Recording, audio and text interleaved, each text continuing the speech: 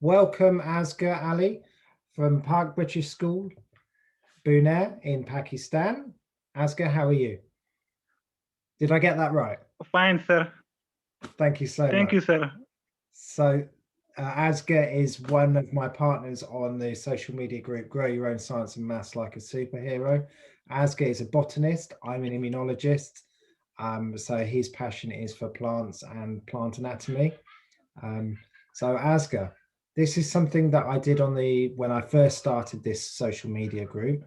It was without me on there because I'm still learning how to do videos. Okay. So this is a quick sort of introduction.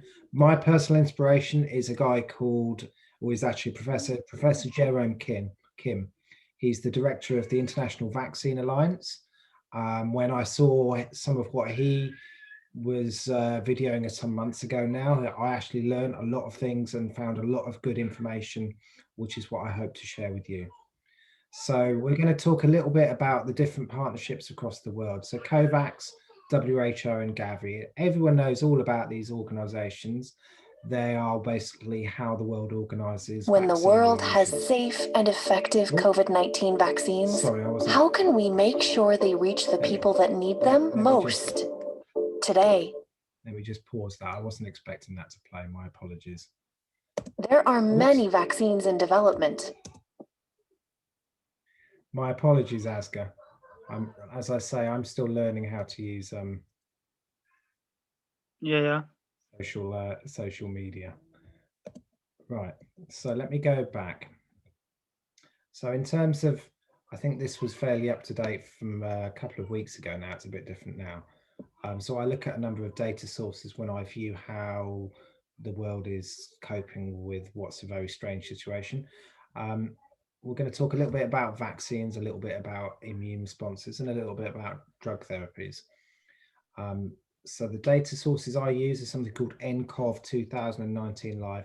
This is a couple of weeks out of date, and this comes from this particular website, which details and collates information from around the world. So what affects things in vaccine development? We'll talk about dosage, efficacy, transport, and monitoring for safety and understanding genomics and immune responses. We're going to go a little bit into those in the next few weeks. The estimated cost of each vaccine that gets developed is £1 billion.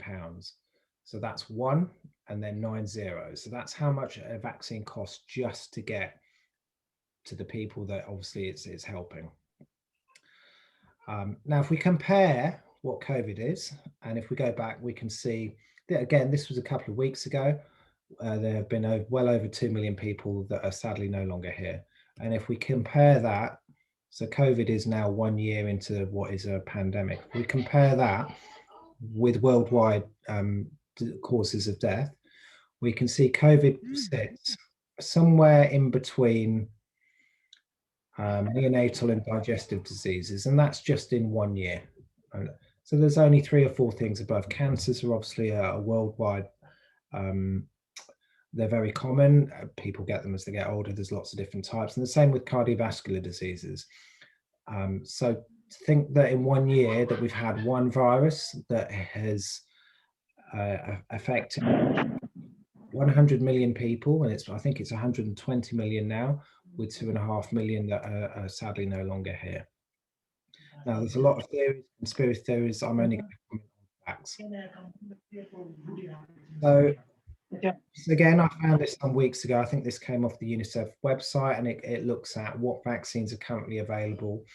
Obviously, different countries have purchased different amounts. This is totally different now. So you can see here, there's a lot of different companies that are involved in COVID vaccination, and each individual country licenses these, and they are deemed as safe by the regulators of the country. So we've got AstraZeneca. They have their vaccine licensed or made by Oxford University.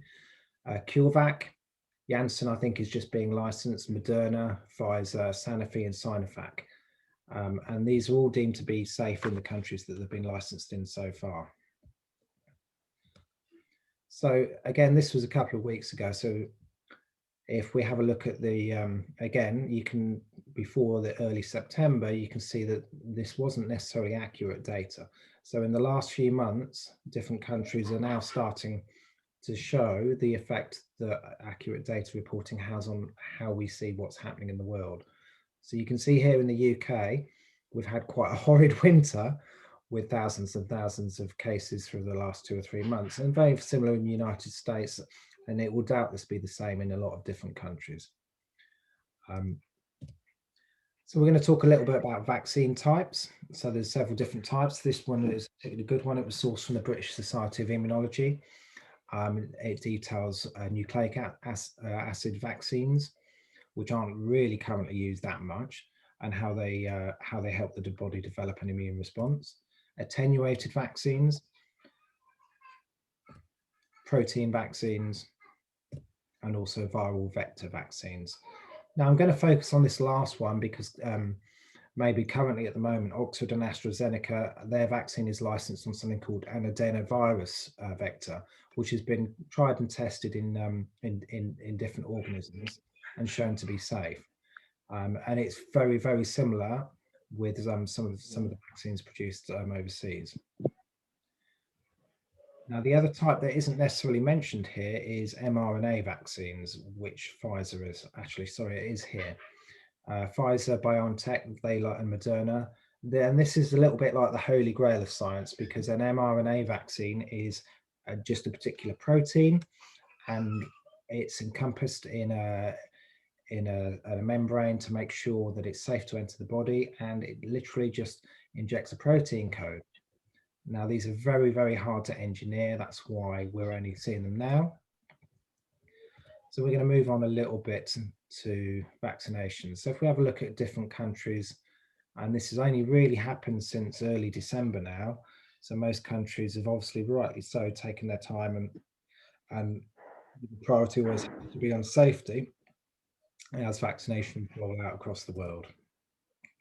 Now, if we consider what virus family trees are, so DNA viruses and RNA viruses, the two particular types. So remember, the difference between the two is DNA is made up of adenine, guanine, thymine, and cytosine, whereas RNA has one base that is different. Now, these RNA viruses, they cause real problems because we've already seen with retroviruses here, which cause HIV and acquired immunodeficiency disease, that they are somewhat difficult to remedy. But most of these, there are treatments for. So in terms of viruses, what makes them so hard to cure? Well, in essence, it's these things, the receptors. So the three I've chosen to show on here are COVID, HIV, and influenza. So influenza has two particular proteins called neuraminidase and hemagglutinin. Okay, they change every couple of years, and we engineer different vaccines to make sure that we have what's called the prevalent strain in progress. And it will probably be COVID with HIV, very, very similar, except with HIV actually infects and inhibits the immune response, which is why it's so difficult to stop. But with COVID, there's every confidence that these little proteins on the cell surface are what every single vaccine stops from entering the cell. So we're going to mention a little bit. This is quite a complicated slide, but this illustrates how big or what the DNA sequence is in COVID. And it's about 30,000 kilobases long. So that's 30,000 bases of adenine, guanine, adenine, cytosine, and so on. And it's got these four different parts: the spike protein, and nuclear capsid, and envelope protein, and so on. This is quite a good website. I think this came from called genetics.com. So this is a simpler one. This shows what enzymes are encoded by which part of the RNA sequence in SARS-CoV-2. So you've got proteases, replicases, helicases, ribonucleases, and so on. And they all do slightly different things. So to put this into comparison, so where do we sit now? Well, what's the reproduction number? A reproduction number is how long it takes for how many people a typical virus will infect. So if we see here at the top, we've got measles, and measles, if someone has it, will infect 15 people. Polio and so on. Polio is very rare now. Rhinovirus causes common cold. Smallpox only exists in 2 labs. And you can see here MERS, which was some years ago. That's quite infectious and is a high case fatality rate. And the influenza virus is down the bottom here. Now, the only reason SARS-CoV is up here somewhere is because although it infects a lot of people, the fatality rate is quite low, but it's out of all of those probably has the higher level of systemic effects. So if we put that into context, this is a graph showing estimated infections. I think this was in the US actually, of the particular coronaviruses and influenza. So you can see here, COVID takes between 1 to 2 weeks to incubate, whereas all of these other ones, they're gone in a week or two, which is... So we go a little bit into blood. Well, blood's split into these components: water, ions, proteins, nutrients, waste, and gases. And I'm just going to mention a little bit about the immune system, because I'll do another one next time. So the immune system is composed of different organs, and biology is the order of systems, organs, tissues, and cells. And this order is what supplies the chemicals to our bodies and fights off immune threats, or pathogens as we call them. In the immune system, we talk about the innate or the adaptive immune response. The innate is one that reacts quickly to an infection, and the slower one is called adaptive.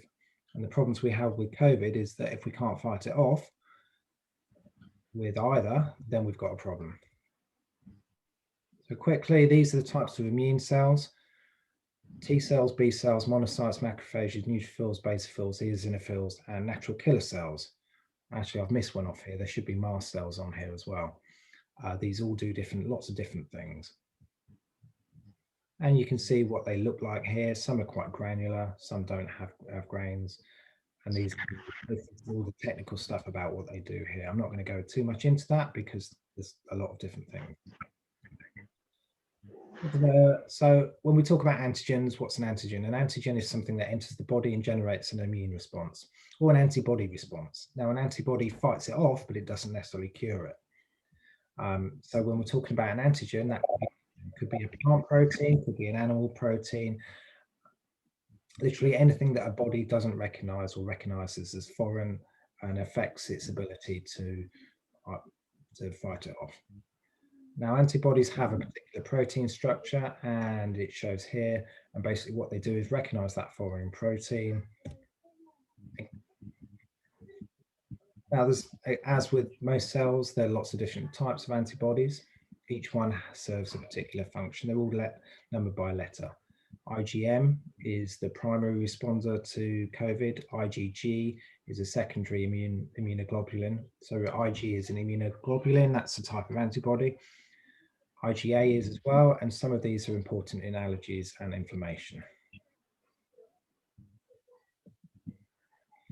So here's a very good summary of what the two types of immune response are. Now, we haven't covered too much about all the different cells. We're going to come into this another time, because cytotoxic and T cell memory and all the different T cells are what is key to how we consider current vaccinations and what they actually do. Asghar, I hope that wasn't too quick for you. How did you Okay. So there's quite a lot of information on there. Thank you very much for joining me. We'll pick up next time on some other different things, but thank you. It was lovely seeing you. Okay.